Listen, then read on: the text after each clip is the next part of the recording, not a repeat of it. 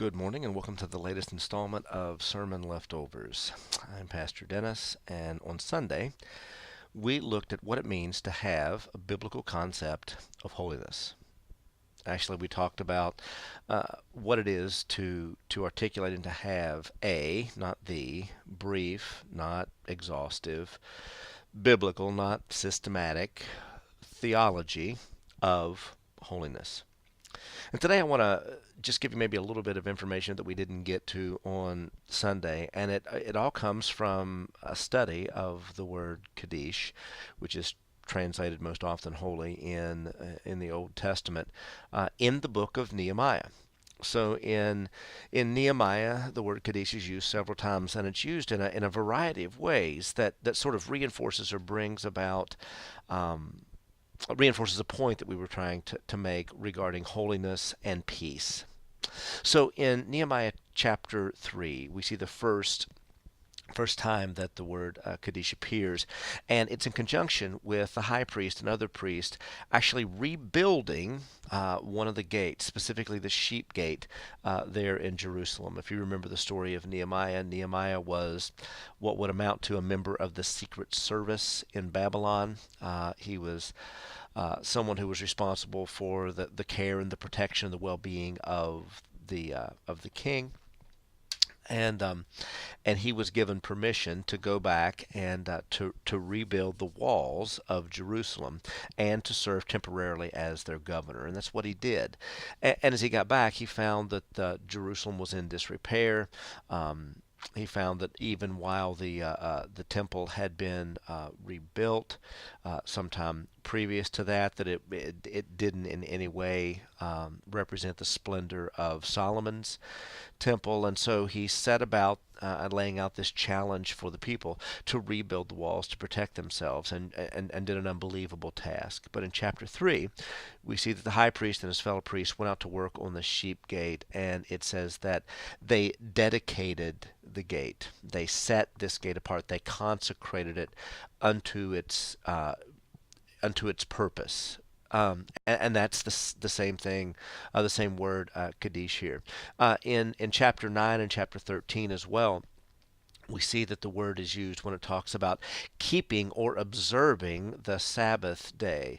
You see, Israel had forgotten or failed to keep the Sabbath. Remember again what the Sabbath is. It's the day that God rested from his labor. It's the day that God sort of demonstrated the permeation of peace. It's the recalling or the reconciling of the broken world to the way the world ought to be.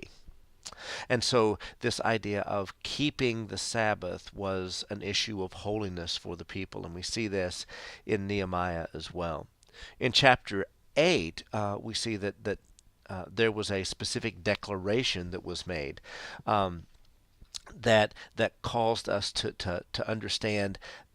Well, there was a reading of the law that took place, and the people found themselves as undone when the schoolmaster of the law did what it was supposed to do.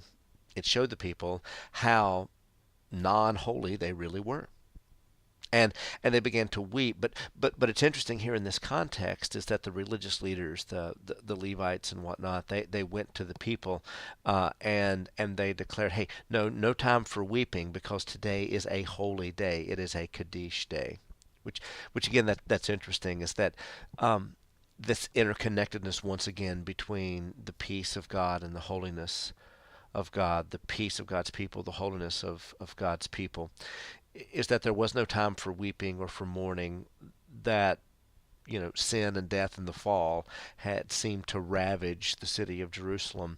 No, for the time was holy, the day was holy, and people were called to put away their mourning. Chapter 12, we see that the word is used for this setting aside, and specifically this idea of making provisions for God's people, for those who are extending God's peace, specifically in this context, the Levites, that things that were given to them, food or provisions, that setting aside of those provisions was a holy making of those provisions. It was a consecration unto service for God as it pertained to giving it to his people. It's interesting here. We see all throughout Nehemiah this only slightly veiled, inseparable link between peace and holiness.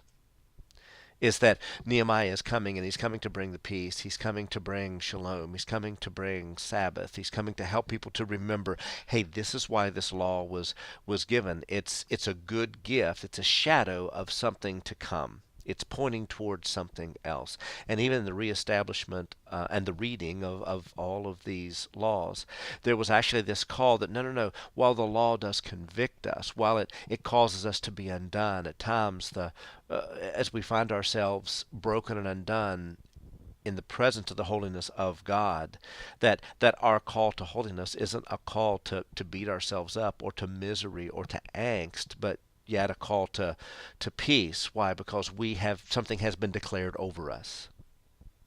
Remember the idea of holiness in the scriptures, it goes necessarily from one way to another. It goes from dedication, from consecration, from setting aside of ordinary or unspecial things for special services. And so the idea that holiness brings about joy because holiness is an experience and an expression of God's peace that's been given to us. All right, my friends, I hope you have a good and wonderful rest of your day.